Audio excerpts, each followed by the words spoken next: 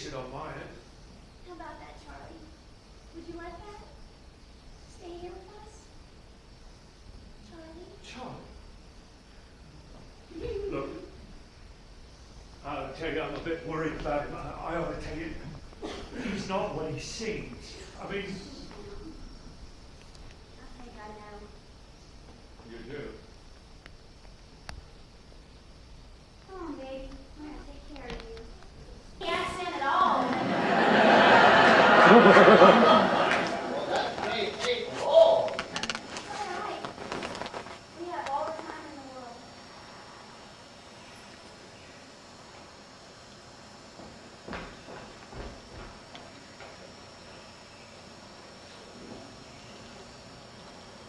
Ed, I'm having a drink.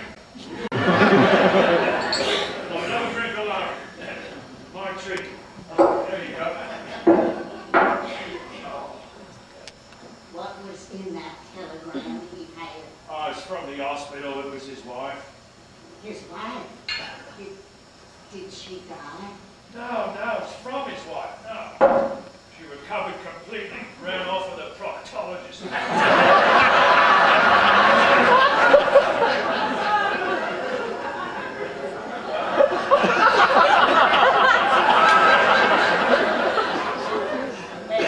Real life's awful hard sometimes. It is that. It is that.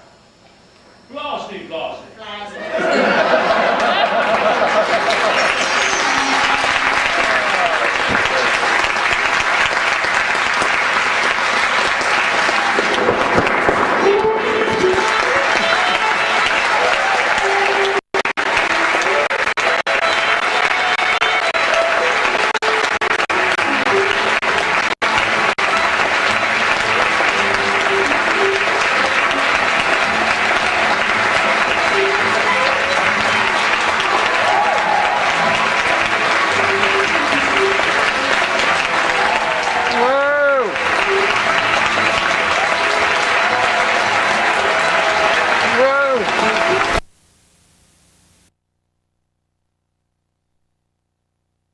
In Hairspray. He's set to start his stint in Anatevka on January 4th. In other news, as we mentioned earlier, Matthew Broderick returned to the New York stage this past week for the first time since his acclaimed run as Leo Bloom in The Producers. This time he's off Broadway in the Roundabout Theatre Company's revival of the Larry Shue farce, The Foreigner. Here, Broderick plays yet another nebbishy nerd, an awkward and shy Brit who pretends to speak no English.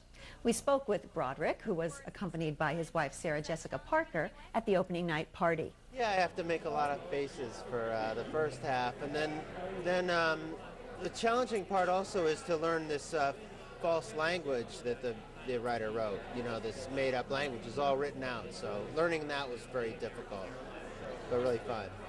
Coming off the success of The Producers and then coming to a smaller play, how has that transition?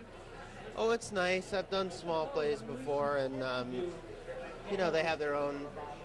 It's nice when it's very intimate and fun too. And Producers was great too. I mean, nothing will be like that probably again, but it's great fun. I love this play. And stay tuned later for contributing critic David Cody's review of The Foreigner. Starring Matthew Broderick and Frances Sternhagen. Here with his review is on-stage contributing critic David Cody of Time Out New York. Election night came and went over a week ago, but many New Yorkers are still shaking their heads in dismay about the voting decisions and value systems of those in the so-called red states.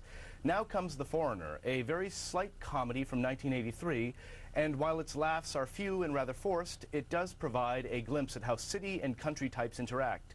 Set in rural Georgia and filled with idiot savants and rabid racists, the play hinges on the local yokels' ignorance about the rest of the world. Best described as Kaufman and Hart meets Hee-Haw, The Foreigner is a blue state farce about red state folks. Fall work. Playwright Larry Shue's premise is sitcom simple. Matthew Broderick plays Charlie Baker, a pathologically shy British editor who takes a vacation in a small southern town where he doesn't want to be bothered. The only way this will happen is if Charlie pretends he's from a foreign country and can't speak a word of English. Comedy ensues when the colorful characters around Charlie talk freely, thinking he can't understand. But soon he hears about an underhanded plot by a scheming Baptist minister and a redneck bully to buy up the bed and breakfast where he's staying. Before you know it, Charlie is charming his hillbilly hosts, trying to figure out a way to foil the bad guys and save everyone from the Ku Klux Klan. Director Scott Schwartz has a top-notch cast, including Frances Sternhagen as the grandmotherly hotel owner, Neil Huff as the villainous minister, Mary Catherine Garrison as his ditzy fiancée, and Kevin Cahoon as a well-intentioned but harebrained youth. Schwartz lets the comic pace lag at times, which reveals what a creaky conceit holds up the script. But Matthew Broderick is his usual amusing self, making good use of wide-eyed double takes, nervous smiles, and the other nebbishy trademarks he made famous as Leo Bloom in The Producers. In my country, stupid is good. We have a saying, when you don't know what to do, ask a stupid person, then do something else. Although anyone from rural Georgia might be offended by the play's stereotypes, The Foreigner has enjoyed tremendous success in regional theaters around the country. One can see why. It's culturally nonspecific and inoffensive, ideal for any community theater. Who knows why the Roundabout Theater Company chose this rather dated and feeble comedy? Best to leave it to the rest of the country. I'm David Cody of Time Out New York for On Stage. Thank you.